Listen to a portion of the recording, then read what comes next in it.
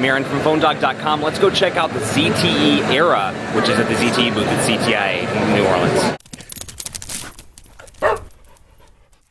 So bringing you closer, that's what ZTE says, at least with this device. This is the ZTE Era, and like I've said in some of the other Huawei and ZTE videos, these are the types of devices I would love to see in the US. We're seeing some ZTE stuff on the low end and mid-range, say prepaid carriers, and things like the ZTE Fury on Sprint, and the Warp, of course, with Boost Mobile. I think I said that backwards. Fury. No, Fury is on Sprint. It's hard to keep track of all these mobile devices in today's day and age, but especially when they're a lot of them are Android phones. But the ZTE Era is here at CTIA 2012, and it's packing some pretty decent specs. This thing has a quad-core processor.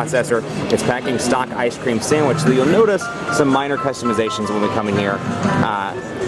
And you'll see, actually, I take that back, this one does not have minor customization. I spoke incorrectly, but you can see ice cream sandwich pre-installed on this device. You've got an 8-megapixel camera, 1 gigabyte of RAM on this bad boy, and you've got a really nice body here as well. It's kind of reminiscent of something HTC would do, and you can see the volume rocker over on the left side. Over here, nothing. You got your camera on the back, so 8-megapixel camera with a flash. You got a 4.3-inch QHD display, so 540 by 960 here, 16 million colors, and of course it's capacitive. Now, unlike a lot of the ice cream sandwich devices, you've got 4 buttons down here. You have menu, home, back, and search. You actually did keep the search button this time around, but to access your recent apps, you just press and hold home, and you can easily get rid of those. So 4.3 inches, maybe a little bit large for some people, but kind of a sweet spot for a live, especially in the day of 5.3-inch displays and 4.8-inch displays like the HTC One X. But otherwise, the Era is pretty stock here. You can see out of the box. You get some different stuff, crystal ball settings, and what they're referring to there is the power buttons up here. I'll show you. I'll turn it off and back on. And you can see this really unique lock screen that ZTE has implemented here. Long press to unlock. It's kind of like a disco thing they've got going on. You long press it, and it circles around and unlocks it for you.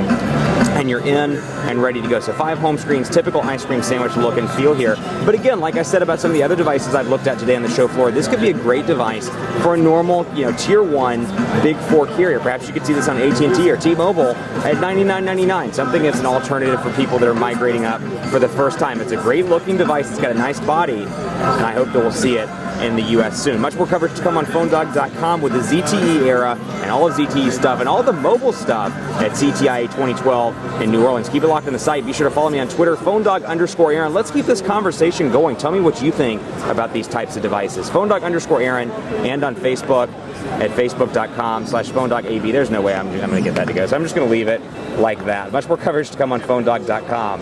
Thanks for watching. We'll see you next time.